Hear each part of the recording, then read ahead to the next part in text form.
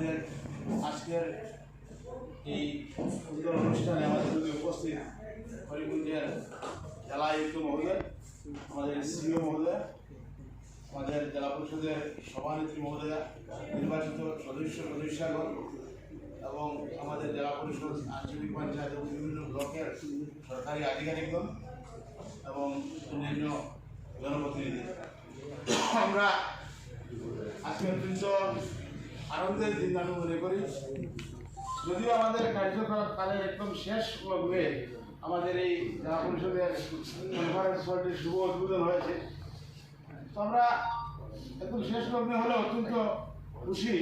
বিশেষ করে আমাদের সিও মহোদয়, আমাদের জেলাধিপতি মহোদয় অনেক আগ থেকেই আমাদের ডিসি মহোদয় এই কনফারেন্স হলকে নতুন করে সাজানোর প্রস্তাব দিয়েছিলেন। তো যাই হোক, আমরা সব জেলা পরিষদ সদস্যরাই সেটা এক বাক্যে আমরা সমর্থন করেছি যে আমাদের এই কনফারেন্স হলটিকে আধুনিকভাবে সাজিয়ে তোলা খুবই প্রয়োজন। বিভিন্ন সময় আমরা দেখেছি সরকারি উচ্চপদস্থ আধিকারিকরা যখন আসেন, মন্ত্রী বিধায়করা যখন আসেন, শুধুমাত্র জেলাধিপতির একটি মাত্র কনফারেন্স হল, সেখানে এত মানুষের লোকের সংকুলানো হয় না, বা এক বা একাধিক প্রোগ্রাম হলেও সেটা একদিনে আর সম্ভব হয়নি। তো যাই হোক, জেলা পরিষদে একটা স্পেস ছিল বলে আজকে এই সুন্দর এই কনফারেন্স হলটি আমরা এখানে নির্মাণ করতে পেরেছি। এখানে সংশ্লিষ্ট ইঞ্জিনিয়ার সহ আরও যারা দায়িত্বে রয়েছেন, আমরা তাদেরকে সাধুবাদ জানাই, ধন্যবাদ জানাই। অত্যন্ত রুচিসম্মত সৃষ্টি, তারা একটা সুন্দর একটা কনফারেন্স হল এখানে তারা করেছেন।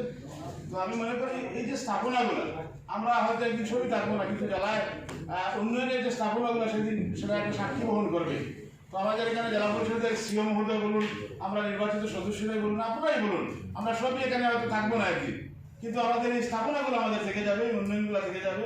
তো আমরা অত্যন্ত খুশি এবং আনন্দিত আজকে। তো যাই হোক, আগামী দিনে এই কনফারেন্স হল আমাদের এখানে যাতে সুন্দরভাবে পরিচালনা হয়, এখানে নতুন নতুন প্রতিনিধিরা হয়তো আসবেন, আরও আধিকারিকরা আসবেন। তো আমরা এটা আমাদের কার্যকালের মধ্যেই এটা নির্মাণ হয়েছে, সেই জন্য আমরা অত্যন্ত খুশি। তো আমি সবাইকে ধন্যবাদ জানাই এবং এখানে যারা আমাদের নির্বাচিত সদস্য যারা আছেন, সরকারি আধিকারিক যারা আছেন, এখানে যারা উপস্থিত হয়েছে, সবাইকে ধন্যবাদ জানিয়ে